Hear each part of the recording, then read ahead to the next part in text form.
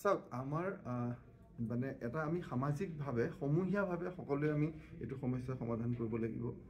আমি যেতিয়া সৰু আছিলোঁ, আমাৰ বয়সৰ যদি কাৰোবাক তিনিআলি চাৰিআলিত কোনোবাই চিগাৰেট খোৱা দেখে, মোৰ ঘৰৰ ওচৰৰ কোনোবাই যদি দেখে, মোক হয়তো মাতি আনি এক থাপৰ মাৰিব।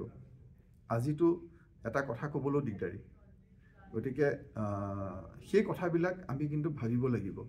মানে আমি যিমানে ইণ্ডিভিজুৱেল ৰাইটছৰ কথা ভাবোঁ, ব্যক্তি স্বাধীনতাৰ কথা ভাবোঁ, সেই কথাবিলাক মই থাপৰ মাৰিবলৈ কোৱা নাই এইটো বস্তু, কিন্তু যিটো আমি সাৱধানবাণী শুনোৱা বা ঠিক কৰা, শুধৰাই দিয়া বা অভিভাৱকক কোৱা।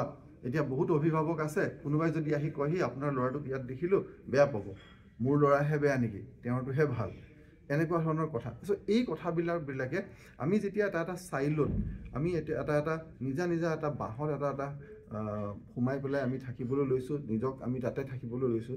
গতিকে এজনৰ আনজনৰ লগত আমাৰ যেতিয়া সংস্পৰ্শ কমি গৈছে, আমাৰ ইণ্টাৰেকশ্যন কমি গৈছে, পাৰস্পৰিক আমাৰ কাম কাজ কমি গৈছে, সেইবিলাকে আচলতে আমাৰ এনেকুৱা ধৰণৰ বেয়া কামবিলাক আগবাঢ়ি যোৱাত সহায়ো কৰিছে।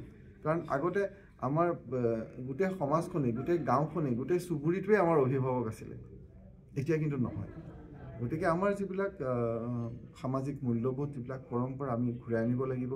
যাৰ যিখিনি কিছুমান কথা সময়ৰ লগে লগে নাইকিয়া হৈ যায়, কিন্তু কিছুমান আমি ধৰিও ৰাখিব লাগিব।